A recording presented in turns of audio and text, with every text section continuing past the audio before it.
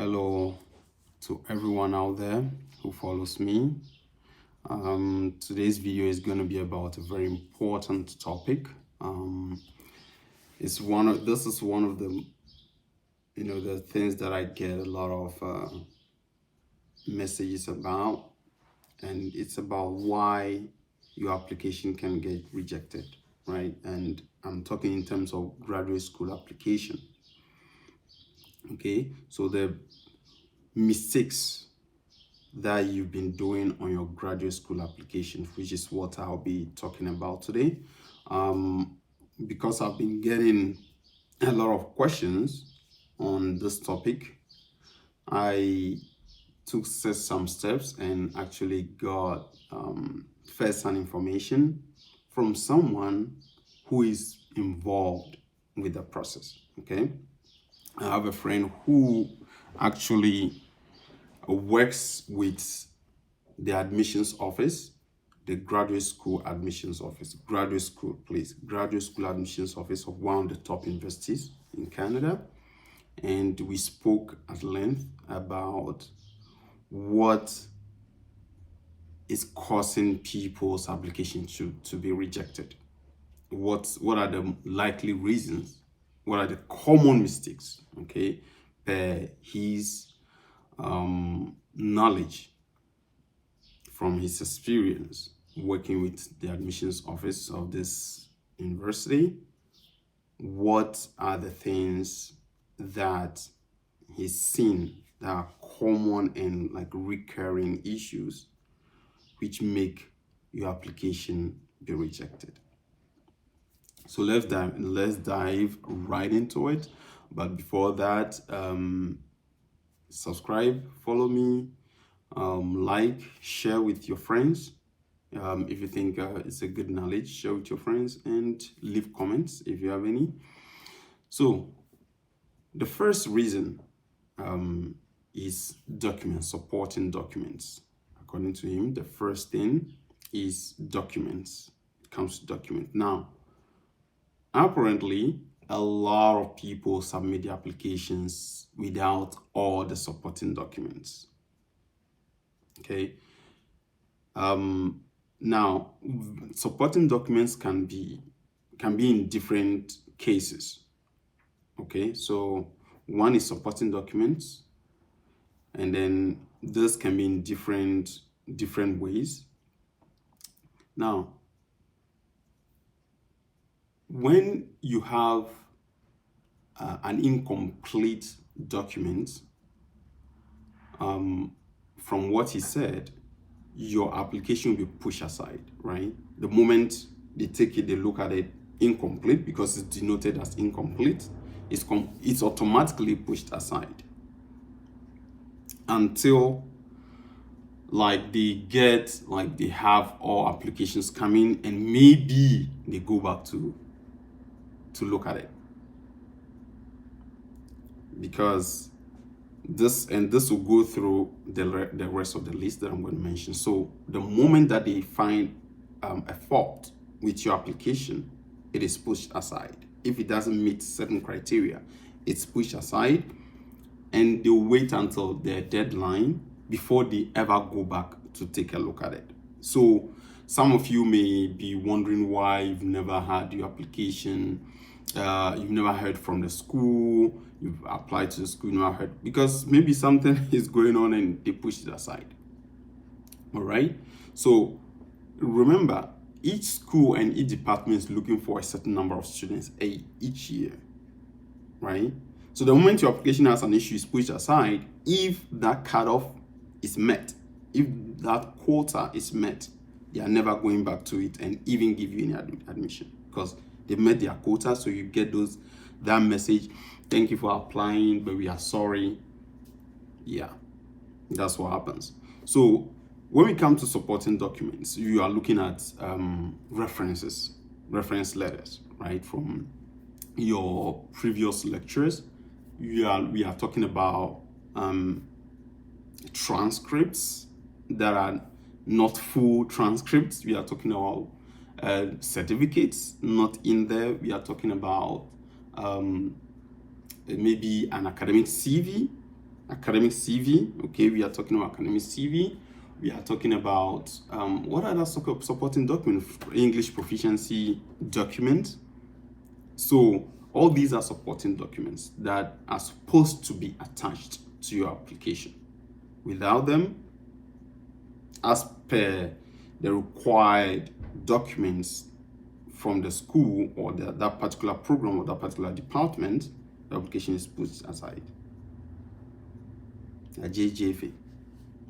Okay, so from his from the discussion, he was telling, he mentioned that some people would only scan like the first page of their transcript and not scan everything. You know, the transcript is a bunch of papers, and you have to scan front and back, front and back, front and back, front and back to the very last page. He says some people just scan like the front part of it. Some people scan only the front. Some people scan just the very front and leave it. Some people don't have, some students or some applicants do not have their certificates attached.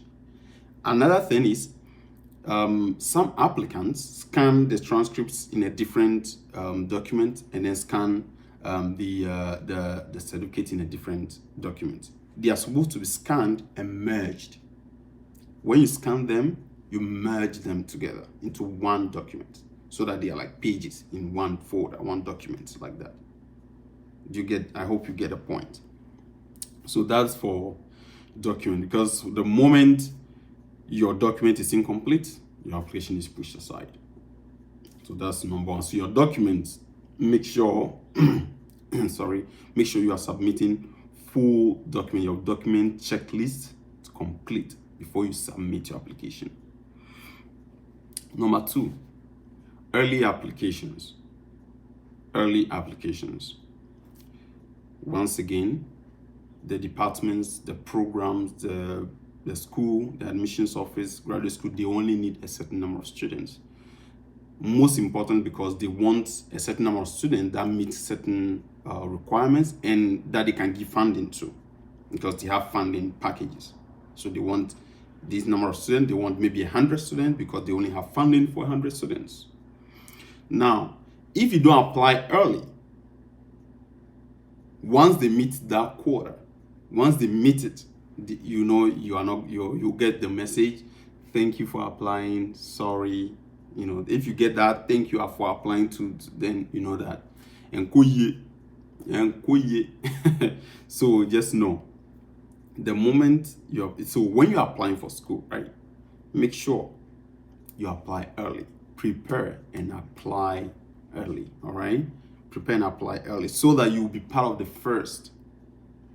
Okay, now whose application? Remember, like, they don't wait for you. They don't wait to the deadline. Okay, so they are not waiting for you to apply before they now start reviewing them. They don't wait to the deadline to review application. They review them as the applications are received. They review the applications as they are received. So if you don't apply early, you may be way above the cutoff point in terms of GPA. You may meet the minimum. You may be way above the minimum, but because you didn't apply early, the quota has been met, and then you wouldn't even, your application wouldn't even be reviewed. So that's number two. Okay, all right. And then number three is GPA calculations. Okay, and he was explaining that GPA calculations are based on a criteria stipulated by the school. So the school will stipulate a criteria that they ask you to calculate your GPA using. So you are supposed to use a certain particular criteria. You should follow that. Now, most schools will use, or will tell you to use, like, the last 2 years of your academic year, the last 2 academic years, okay, out of like the 4 or 5 years, depending on the school you go. So University of Ghana, out of your 4 years, you're supposed to calculate 60 credit hours using the last 2 years of your education at the university. So level 300 and 400 is what they want you to use to meet that 60 credit hours. So from discussion with my friend, from his insight, he was telling me you should do those calculations accurately. The moment you don't do it accurately, at JJF, they push you aside, because from what he was saying, some people would do the 2 years and then they only select certain courses that they did so well in, and then go and choose from another year and add it to it. If you don't do it correctly, they are not even looking at it. Okay, first you use the 2 years, then if it doesn't meet, then you move 1 year back and then add that year. But you don't just choose just certain subjects from or courses that you did well from that year. You have to do everything for the year. If you're selecting a year, so the first one is the fourth and third year. If you don't meet the credit hours required, then you go back again 1 year, and then you have to pick everything from that year to do your calculation. So you should follow what the school requires or what the program requires. Follow that. Don't think you want to go around and do what you think. It pushes your application away, and they will not even look at it. Okay, so that's number three for you. The fourth point, the fourth point is the authenticity of whatever document you submit. The authenticity of whatever document you submit, right? Now, when applications are submitted, your transcripts will be compared to the institution's transcript. The one you submitted, they will compare it to your institution, the institution you're applying from. Remember, there is a database of all the institutions. It's called the World Higher Education Database. The World Higher Education Database. So if you are from any credible institution, it should be in this database, and they know how the transcript from each school that is in this database, how the transcripts look like. So they compare your transcript that you've submitted to the transcripts they have, the sample transcripts they have for each school. They'll pull it up, compare it to decide on the authenticity, how authentic it is. So the moment they notice that you have submitted a fake transcript, guess what? All the schools, the institutions are what? They are alerted. The institutions are alerted. The institutions are what? They alert them. So if they notice that you submit a fake transcript or a fake certificate or whatever it is, they are going to tell other schools that this and this and this is what you've done. So other schools will also take note of you. So you become famous in the wrong way with these schools. So you may be applying for other schools several times and no one is minding you. You should know, maybe you're on a list.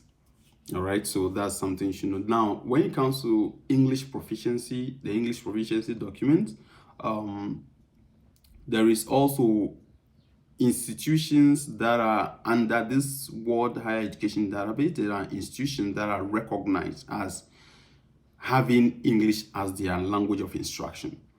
So from my friend's explanation, right, in terms of English language, now I'm talking about English language proficiency document. From my friend's explanation, if your school on this database, if your school is not seen as using only English language, only English language as the language of instructions, and maybe your school is seen as you having two languages, say English and Arabic as language of instruction, English and French, English and any other language, international language, then they will ask you to provide proof of English language proficiency. Okay.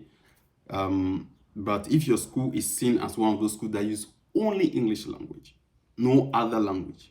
It's used as a language of instructions. What that means is they don't teach you in any other language, using any other language beside English. Because some schools, they can use English as well as another common language in the country, like Arabic, or another common language like French. They'll teach you using French, or teach you using maybe Hindu or Punjab or whatever language, or Urdu. Then they will now ask you to provide proof of language test. Okay. Now the last thing I want to talk about is you being admitted as priority or regular. When your admission comes in, okay, what basically the steps is, this is the first step of review, okay, which is where my friend works at. Is what they do is, the first thing they will check is all documents, to make sure all documents are submitted. All documents, are they submitted? If not, they'll just push it aside. 2, are all the documents authentic? Are all the documents authentic or not? Then they go to, is there a need for English language proficiency document?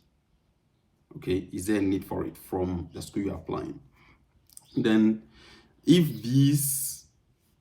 all these check out, they also look at your GPA, of course. They will look at your GPA, and then the next thing is, they either admit you as priority or push you to a regular, which means if you are admitted as priority, which means you check all the boxes, and you are higher, you will have a higher points in terms of you met the requirement at a higher level than the minimum required. So for instance, they are looking for a GPA of 3.6 and you go like 3.8.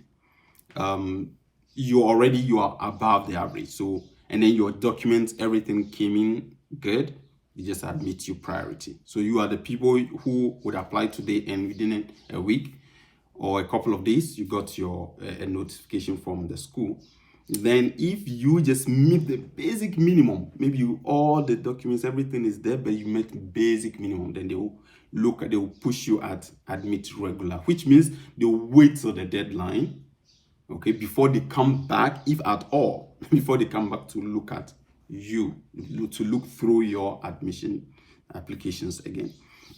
So this is just the little that I have for you guys. I know I've been away for a while.